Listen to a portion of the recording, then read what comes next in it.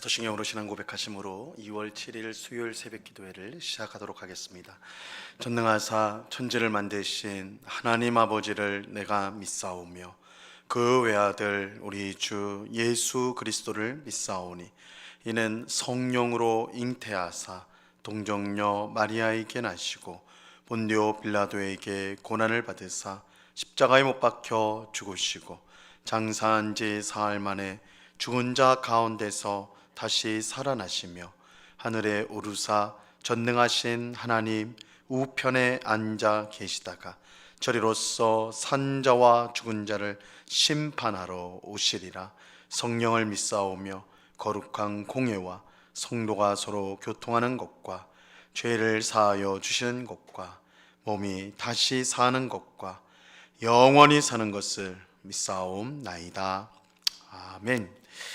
우리 찬송가 151장 만왕의 왕 내 주께서 우리 같이 찬송하도록 하겠습니다.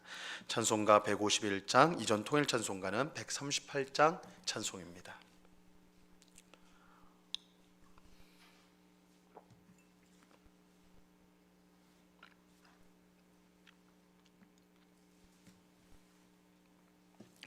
찬송가 151장을 같이 찬송하도록 하겠습니다.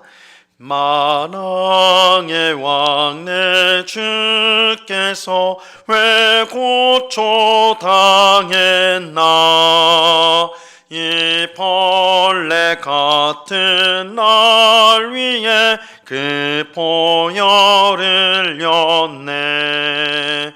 십자가 내가 처음 볼 때에 나의 맘에 큰 고통 사라져 오늘 믿고서 내 눈 밝았네. 참 내 기쁨 영원하도다. 주 십자가 못 박힘은 속죄함 아닌가. 그 긍휼함과 큰 은혜 말할 수 없도다.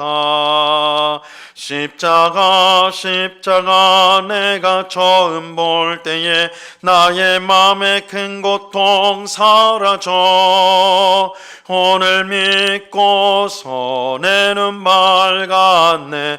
참 내 기쁨 영원하도다. 내로도 그 큰 은혜 다 갚을 수 없네. 나 주님께 몸 바쳐서 주의 이름 쓰리.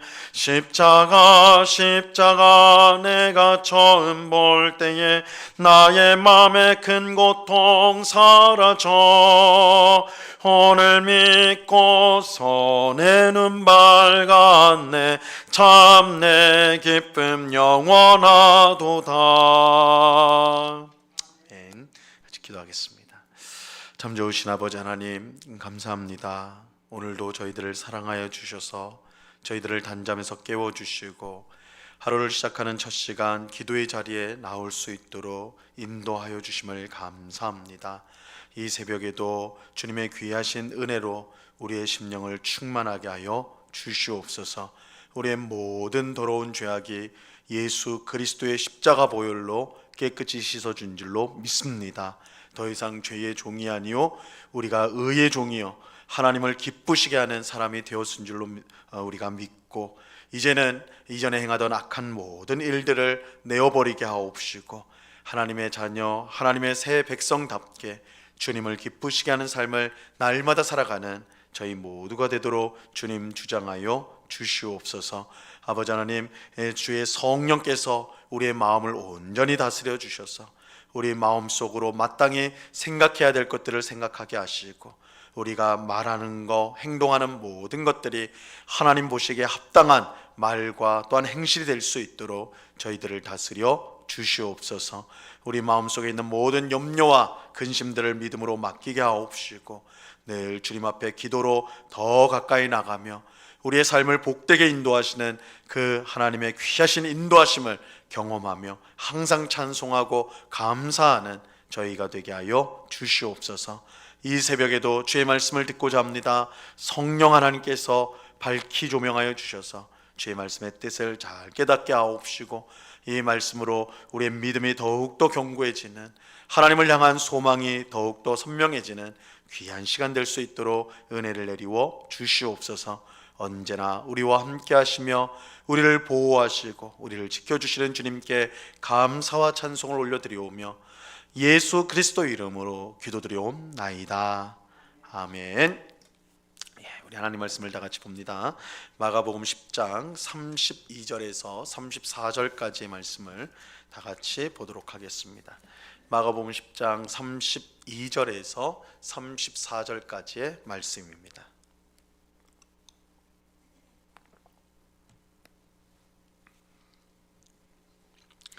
마가복음 10장 32절에서 34절까지의 말씀을 우리가 한 목소리로 하나님의 말씀을 다 같이 읽도록 하겠습니다. 같이 읽습니다. 시작.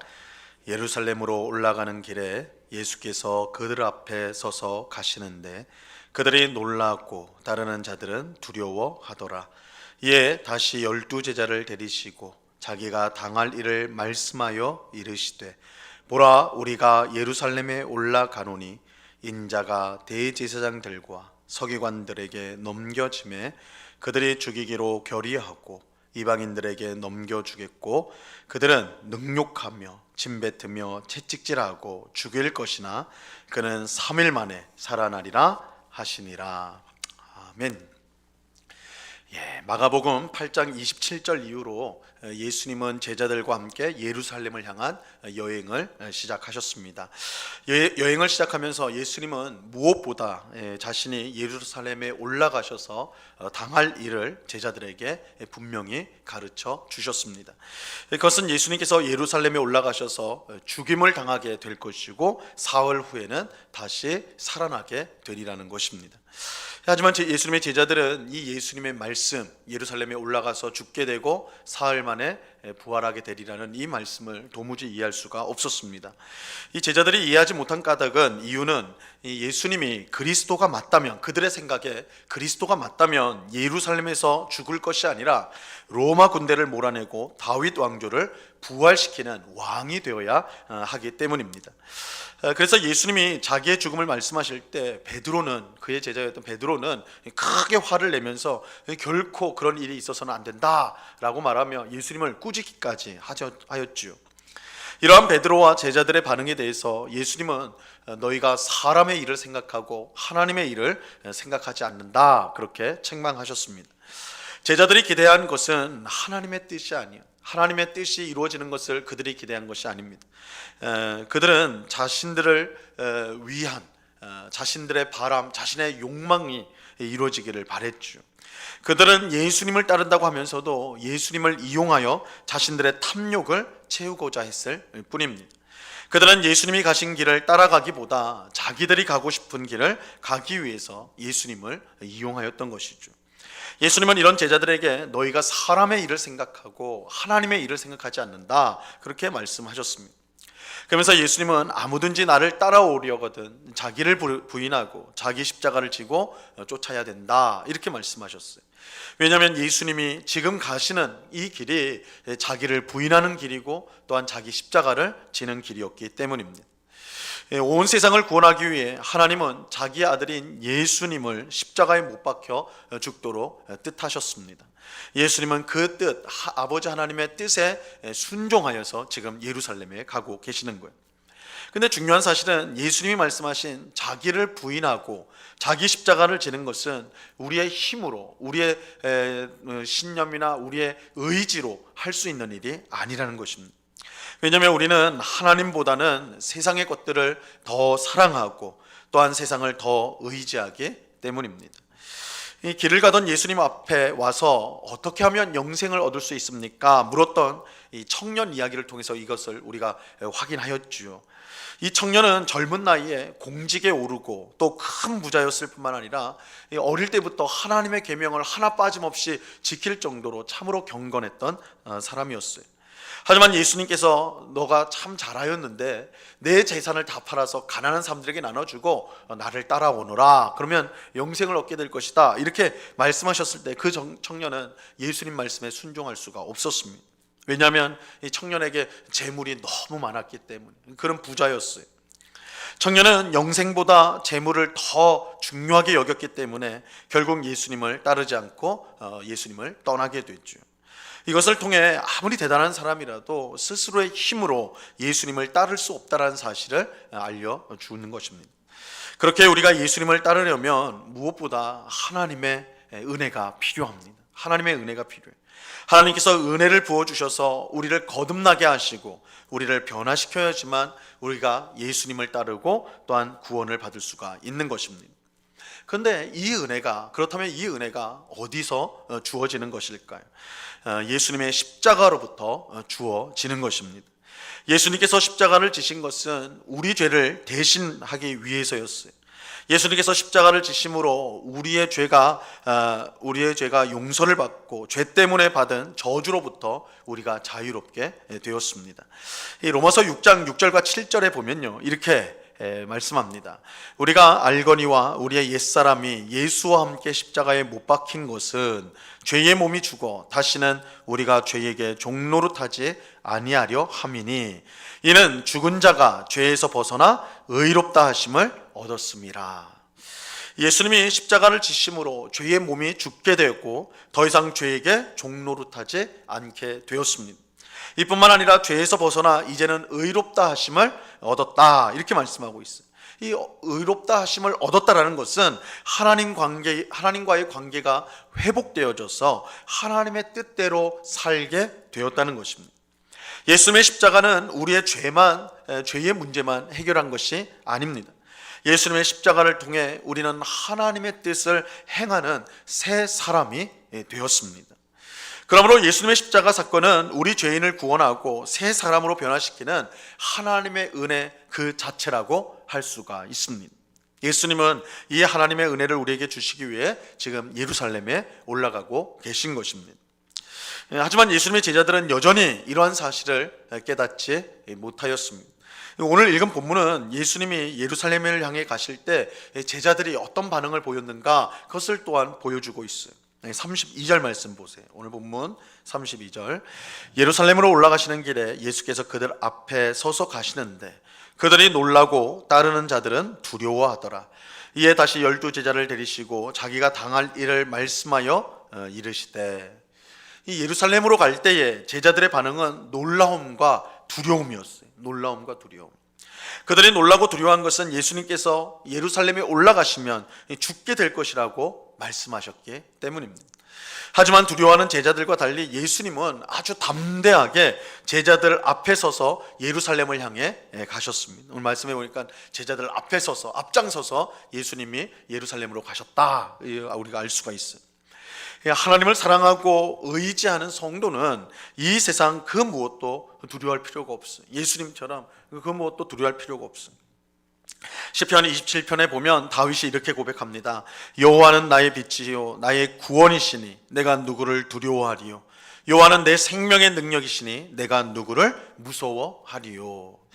예수님은 비록 하나님의 뜻대로 십자가에서 죽게 되겠지만 이 생명의 능력이신 하나님께서 자신을 다시 살려주실 것을 분명히 믿고 있었습니다. 그러므로 두려움 없이 예루살렘을 향해 나아가실 수가 있었어요. 그는 자신이 하나님의 뜻 가운데 죽게 될 것을 이미 알고 계셨어요. 그래서 제자들에게 자신의 죽음에 대해서 말씀하셨죠. 그럼에도 불구하고 그가 그 예루살렘 죽으러 가는 그 길에 앞장설 수 있었던 것은 생명의 능력의 하나님께서 자신을 붙들고 계심을 그가 확신하였기 때문입니다. 그러므로 두려움 없이 예수님은 예루살렘을 향해 나아갈 수가 있었습니다. 이런 예수님의 모습이야말로 하나님을 믿는 우리 모든 성도의 담대한 모습이라, 우리가 가져야 될 모습이라 할 수가 있습니다. 하나님의 뜻대로 살면 세상을 두려워할 필요가 없습니다. 하나님이 우리의 편이 되시면 세상 그 무엇도 우리를 해칠 수 없기 때문입니다. 그래서 예수님은 하나님을 온전히 믿었기 때문에 예루살렘을 향하여 아주 담대하게 나아가실 수가 있었던 것입니다. 예수님은 하나님의 뜻 안에 있음을 그가 그의 모든 것이 하나님의 뜻 안에 있다는 것을 확신하고 또한 생명의 능력에 하나님께서 함께하심을 믿었기 때문에 이렇게 담대할 수가 있었어요. 오늘 본문에서 보는 것처럼 예수님은 그의 제자들에게 또다시 자신이 예루살렘에서 죽고 사흘 만에 다시 살아날 것을 가르치고 있습니다. 예수님은 반복적으로 그의 죽음과 부활에 대해서 말씀을 하세요. 자, 오늘 본문 33절과 34절을 보세요. 보라, 우리가 예루살렘에 올라가노니 인자가 대제사장들과 서기관들에게 넘겨짐에 그들이 죽이기로 결의하고 이방인들에게 넘겨주겠고 그들은 능욕하며 침뱉으며 채찍질하고 죽일 것이나 그는 3일 만에 살아나리라 하시니라. 예수님은 자신이 곧 예루살렘에 들어가셔서 어떻게 죽게 될 것인지 자세히 말씀해 주셨습니다. 이렇게 자세히 말씀하실 수 있는 이유는 이 모든 일이 하나님의 계획 가운데 있었기 때문입니다. 예수님의 십자가 죽음은 우연찮게 일어난 혹은 또한 예수님에게 억울하게 일어난 그런 일이 아니라 하나님의 구원 계획 가운데 있었던 하나님의 뜻이었습니다. 그렇게 예수님은 이 모든 것을 이미 아시고 하나님의 뜻에 순종하셨던 것입니다. 오늘 말씀을 통해 예수님의 십자가야말로 우리를 구원하며 변화시키는 하나님의 은혜라는 사실을 우리는 분명히 확인하였습니다. 그러므로 우리는 예수님의 십자가를 의지하는 삶을 우리는 살아가야 합니다. 또 하나님의 뜻을 이루기 위해 예루살렘을 향해 담대히 나아가셨던 예수님의 모습을 우리도 본받아야 합니다. 하나님의 뜻대로 사는 삶을 우리가 산다면 우리는 세상 앞에서 언제나 당당할 수가 있습니다. 생명의 능력이 되시는 하나님을 우리가 믿는다면 세상의 그 무엇도 우리가 두려워할 필요가 없습니다. 오늘 기도하는 우리 모두가 언제나 하나님의 뜻 가운데 살아감으로 이 세상 가운데 두려움 없이 당당하게 살아가는 우리 모두가 될 수 있기를 바랍니다. 하나님의 뜻을 오늘도 순종함으로 예수님처럼 하나님께 영광을 돌리고 또한 하나님의 구원의 뜻을 이루는 하나님의 그 귀하신 뜻을 이루는 삶을 살아가는 오늘 우리 모두가 될 수 있기를 우리 주님의 이름으로 간절히 축원합니다. 기도하겠습니다. 하나님 아버지 감사합니다.